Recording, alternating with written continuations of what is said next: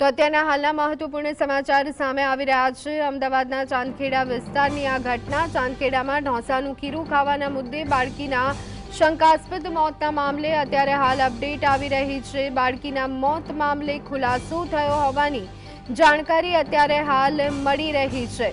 તો અત્યારના હાલના મહત્વપૂર્ણ સમાચાર। અમદાવાદના ચાંદખેડા વિસ્તારનો બનાવ। એફએસએલના પ્રાથમિક રિપોર્ટમાં ઝેરી કેમિકલ મળી આવ્યું છે।